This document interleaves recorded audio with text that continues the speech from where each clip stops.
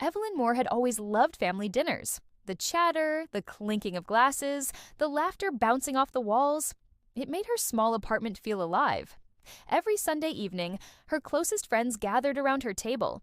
It was their tradition, their sanctuary from the chaos of adulthood. Over the years, their little family grew. New relationships, new jobs, new dreams. But one thing stayed the same. Everyone was welcome, or so Evelyn thought. One Sunday, a new face arrived at the table. Maya was a co-worker of Evelyn's best friend, Derek. She was funny, kind, and carried herself with quiet confidence. She was also Indian American, the first person of color to ever sit at Evelyn's table. At first, everything seemed normal. The jokes flew, the wine poured, the night buzzed with energy. But Evelyn noticed things she hadn't seen before. Awkward pauses when Maya spoke, subtle glances between some of her friends, jokes that skirted the edge of discomfort. And when Maya offered to bring a traditional Indian dessert next week, the room went strangely silent.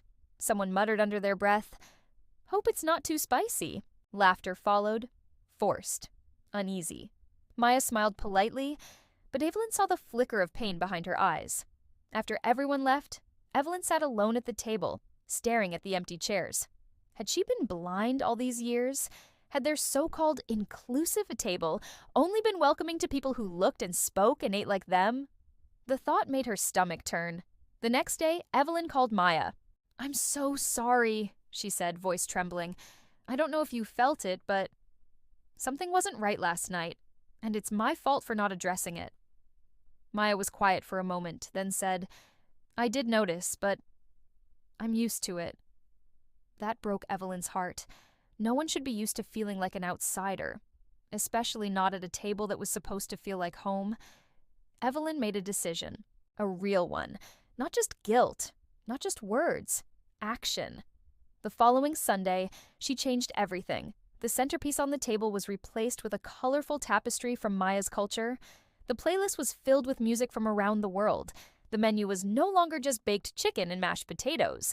It featured dishes from Indian, Mexican, and Jamaican cuisines. When her friends arrived, they were surprised. But Evelyn greeted them with warmth and firmness. "We're expanding our table," she said, "expanding our hearts." Some were excited, some were uncomfortable. One or two never came back.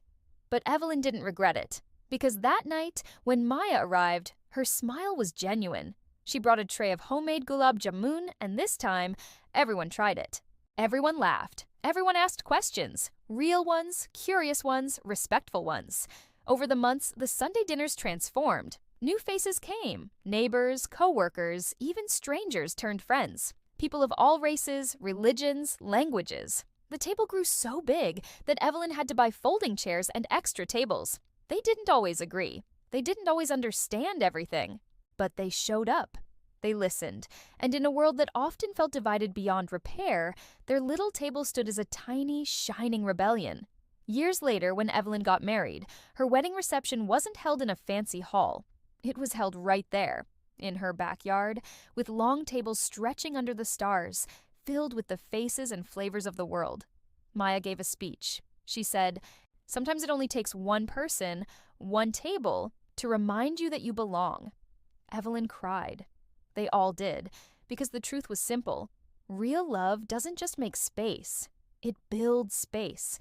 And in a world that draws too many lines, Evelyn chose to draw a circle and invite everyone in. If this story touched your heart, please take a moment to like, share, and subscribe to our channel.